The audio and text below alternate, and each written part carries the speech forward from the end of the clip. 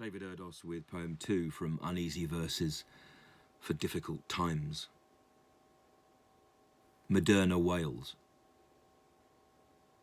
Apparently, it rolls out today, with Welsh rarebit being the first to unravel. As tried, tasted, tested, the MODERNA bite bubbles forth.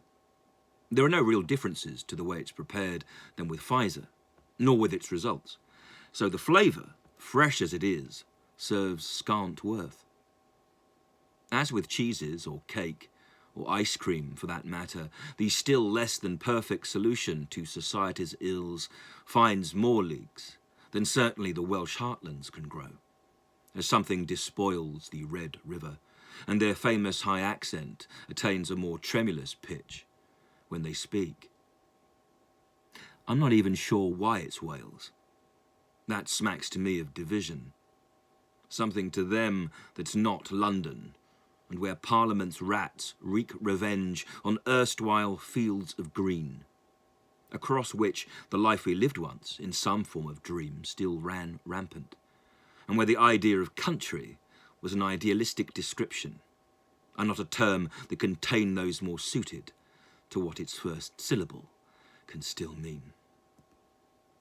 Meanwhile, on the news, the first vaccine, or so it has been said, can breed blood clots. But only, they say, in rare cases. But how many, I ask, makes rare raw? What are the actual numbers involved? And will we, in the world to come, witness werewolves? Or more home zoos full of zombies as police patrol quadrants in which riot shield meets split claw? Will people communicate now in pain, or perhaps in new language, as we evolve or rather mutate through restriction? Will bodies forbidden to travel self-torture the minds whose failed dreaming still hunger so for return? We need an actual track and trace that can work. We need a supported quarantine, fully funded, and not Dr. Moreau in the kitchen or Joseph Mengele mixing the kind of chemical drinks that will burn. A child will always like strawberry if they've had a stomach full of vanilla. Perhaps even chocolate once in a while needs a break. So the Moderna flavour becomes this week's special offer. A packet of crisps is more truthful than this illusion of choice, this heartbreak. And if they do wail in Wales, then soon they will do so in Wembley, or in Waverley, Wolverhampton, just as they holler in Harrow or cry in Cardiff and Cheam and Eastcote.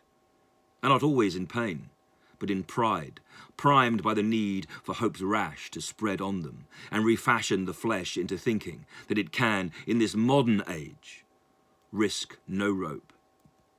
As now no one hangs. We don't do that any longer. But I can think of a few who deserve it. I just need their names. Then I'd cope. As we would then know at last if this was something on the wind or done to us. But until we do, they'll keep pushing and piercing us too.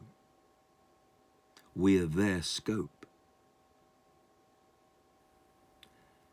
David Erdos, April the 7th, 2021.